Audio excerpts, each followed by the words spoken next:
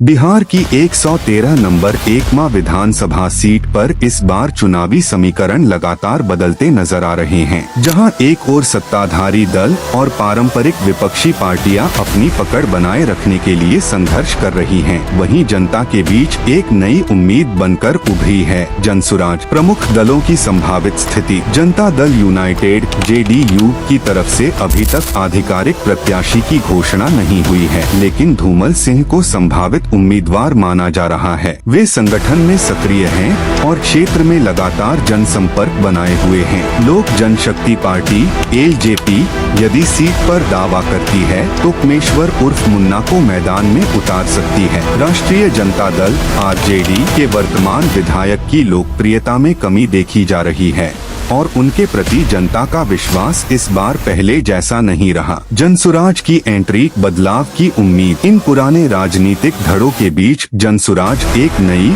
और सकारात्मक राजनीतिक ताकत के रूप में सामने आई है। यह सिर्फ एक दल नहीं बल्कि एक आंदोलन है, बदलाव का, पारदर्शिता का और जन सरोकारों की राजनीति का। यही कारण है कि एकमा जैसे राजनीतिक रूप से सजग क्षेत्र में जनसुराज के प्रति लोगों का रुझान तेजी से बढ़ा है। ब्राह्मण समाज अब तक उपेक्षित। इतिहास गवाह है कि एकमा विधानसभा से अब तक किसी भी पार्टी ने ब्राह्मण समाज को टिकट नहीं दिया। यह एक बड़ा कारण है कि यदि जनसुराज इस बार किसी सक्षम और जनप्रिय ब्राह्मण उम्मीदवार को टिकट देती है तो यह सिर्फ एक रणनीतिक निर्णय नहीं बल्कि सामाजिक न्याय की दिशा में एक ऐतिहासिक कदम होगा। ललित तिवारी, जनसुराज के मजबूत सिपाही। इन सभी समीकरणों के बीच एक नाम प्रमुखता से उभरकर सामने आया है, ललित तिवारी। उनकी राजनीतिक और सामाजिक पृष्ठभूमि उन्हें इस सीट के लिए सबसे उपयुक्त उम्मीदवार बनाती है। 30 वर्षों से अधिक का राजनीतिक अनुभव। 3 वर्षों से जनसुराज आंदोलन से सक्रिय जुड़ा। कोई आपराधिक रिकॉर्ड नहीं।